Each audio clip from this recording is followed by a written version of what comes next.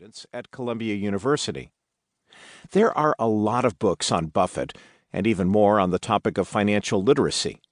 But we believe this is the only book that effectively combines the two topics.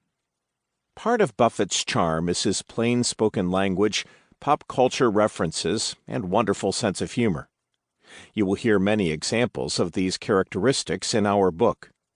We tried to incorporate those elements into our writing as well. To illustrate this point, here's one example from Chapter 6. You might find it amazing that Berkshire Hathaway has almost 400,000 employees, but there are only 25 people in Berkshire's corporate headquarters in Omaha. How can he manage so many people with a staff slimmer than Snoop Dogg's waistline? We want this book to be understandable to all readers. So the emphasis of any conceptual topic is on intuition.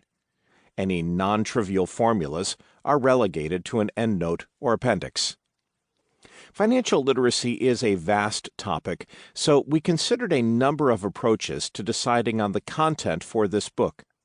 There are some basic building blocks for being financially literate, such as having the right mindset, living within your means, starting early, paying off credit cards, and investing in stocks for the long term.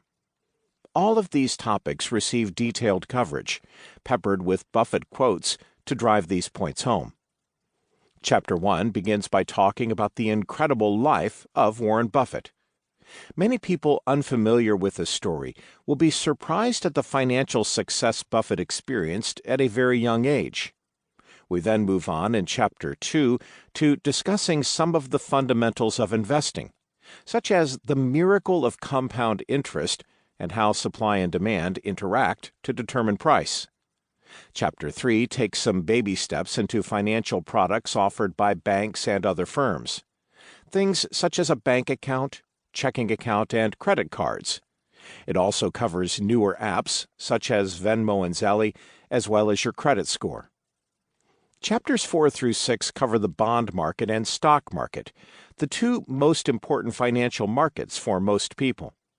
Stocks are clearly at the heart of how Buffett generated his enormous wealth, so they are given detailed coverage.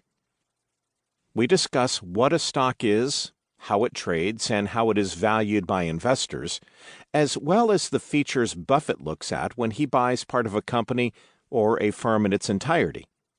Chapter 7 discusses the fundamentals of accounting, which is the language of business. We'll try to make it painless by looking at the essence of the financial statements of Apple and, drumroll, Berkshire Hathaway. Very few people put all their assets in a single investment.